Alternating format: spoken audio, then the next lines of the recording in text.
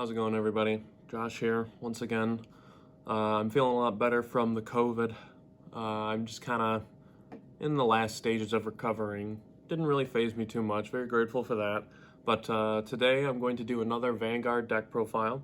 Today I'm gonna, if you saw the title, it's gonna be an Orfist deck profile. And it's not really a conventional Orfist deck. I was saying Orcus, got Yu-Gi-Oh on the mind, but yeah, it's not typical. I mean, there's not really too much difference you can do between deck lists, but mine focuses on like a really specific aspect of the deck, and I think it's very cool, and I'm excited to show the list. I hope you enjoy the video. Leave a like, a subscribe, whatever you gotta do to get this video pumping, but let's get right into it. Of course, we have our typical ride line. Nothing to say about this. That's what you gotta do. Once again, I have 2 SPs and a rare and a triple R, so it's pretty disgusting looking, but it does. For the grade 3s, I only play the 3 Orfist for my grade 3, of course. We like to persona ride. We want to attack a little more. And then next, this is where the ratios get a little weird for people. 3 of Overdress. I hope that's how you say it. If not, I'm so sorry.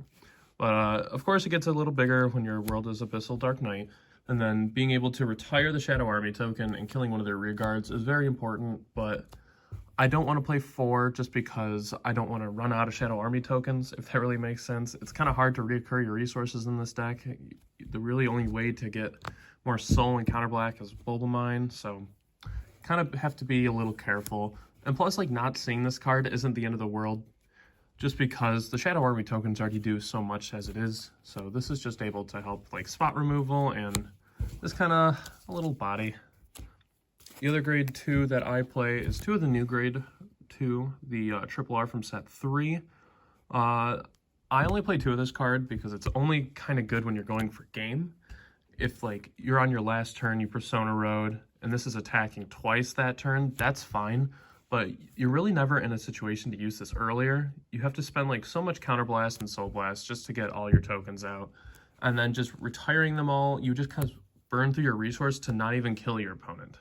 So that's why I'm only playing 2. You really only want to see it in the end game.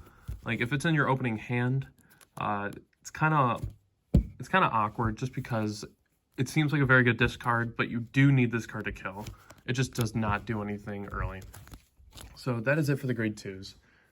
For the grade 1s, this is one of the things that I think my deck is a little different with. I play 4 of this card. Now, people might play 4, but they might just play 4 for unknown reasons. They're like, oh yeah, it searches a world. Well, it does do that, and it also makes a token. So the problem that I always have with this deck is I kind of burn out of things to do. Like, I'll play a card, and then I just am down a card. So like, I have 3 cards in hand, I play 1, make something. That's that card's only use. So I'm just running out of cards pretty fast. This card gives you a potential world, and then it also makes a token, which I think is like super cool. Just a card having 2 uses in this deck seems like super good to use. So with this deck, I did up my set orders a little more. I play a couple more probably than the typical number, but I think that's very important just to be able to hit off this card and then also still be able to retire and make a token. So I am a very big advocate for this card. I could even see playing more set orders just so I almost guarantee a hit or just have better odds of doing it. But very big fan of this card. Glad that I play 4. I did down the count of Thumbarino to 2, I know. She makes your column really big, but you kind of have to retire your rear guard, so that's kind of why I stuck with 2. You do get to draw as well, so early game pressure, it's definitely not that bad, being able to like cycle through. But like I said, I'm like ending the game with this, and this already has to kill 3, so I don't really want to use this too late, just because I need to be able to kill in like a decent way. Just because restanding and just like getting the persona ride like boost and then whatever triggers I hit, that is just way more important than the Thumbarino boost. And then of course for Bulba Mine, because this card says you have to Soul Blast to call a token, this card becomes so much more important. You really do have to mulligan for this card, just being able to have the additional soul other than just riding throughout your turn. I think that just like one of these will make your deck a lot better. Like you don't need like mulligan for 2 of them. If you have 1, that's fine. You really don't need to. Just being able to like ride up and then break ride and then having this in the soul, that should be more than enough to play your deck. But of course, times change, things happen in your game. So maybe 2 in some situations, but from what I've seen, just 1 is most necessary, to say the least. And then 4 perfect guard. Why not? That is it for the grade 3s, 2s, and 1s, but we're going to move on to the set orders.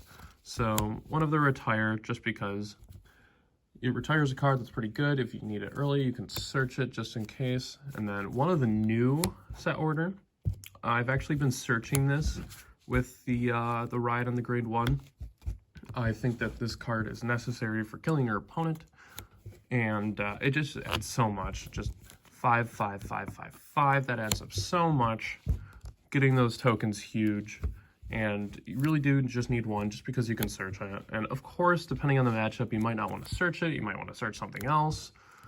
But I've typically just been going for this. Being able to get it out as soon as I hit grade 3 is huge, and it is Soul Blast 2, so that's one of the reasons why you desperately need that Bowl of Mine. So, very good card. Very happy it's in here. And then I play 3 of this one to call a Shadow Army token. As you can see, I only have 2 hollows because when I changed my deck, I did not have a 3rd hollow of this for some reason. And I think that this card is kind of necessary at 3. It's a instant Shadow Army token for a counterblast, so it's just half the cost of Orfist, but sometimes it's enough to do what you need. And being able to get it off of the grade 1 is very important, just because it's a free card in the end. And then 3 of the draw for a Soul Blast. I do think drawing cards is very good at any game. This game, it's a little harder to do just because you're burning resources, so I would love to play 4 of this card. I think Upstart is a very good Yu-Gi-Oh card, but sadly, you just need that Soul Blast a little too much. But I still play 3, and I really couldn't find room for the 4th regardless. Like, this deck is pretty tight as it is, so 3 will have to do. And I did not sort my triggers, so of course I play the crits. I play these, I play these. I haven't got my mail yet today, so I only have 3 of the new crit. Of course I play 4 heal. This is so bad. And then 3 front. I could see playing 4 front. I'm still just kind of playing the crits just because add the little extra bit of damage, but probably what I should be doing is playing the more front triggers, at least 1 more.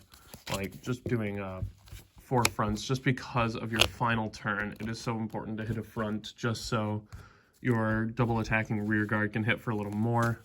And then our, wherever it is, our 1 OT. Deck all laid out. And like I said, it's performing very well. I think it's kind of cool, especially with this card now. I think it was definitely the kind of boost that this deck needed. But the only real changes I can see is, of course, what we talked about with the triggers, but just kind of playing more orders. I think that the orders are just, they are very important, but maximizing your chances of hitting one with this, I feel like is pretty good, but you just don't want to cut out on other things that you need. Like, the only thing that I could see cutting would be like a Thumbarino. So I really don't see me changing it too much. I'll probably just play this build for a little bit. And yeah, thank you for watching. I do appreciate it. Leave a like if you did enjoy this video. And of course, leave any feedback in the comments. When you have a channel as small as mine, if anybody comments, I'll be 100% looking at those. I'll get a notification on my phone and I'll race to it just to see what somebody said. But again, thank you for watching. I hope you enjoyed this video and have a good one.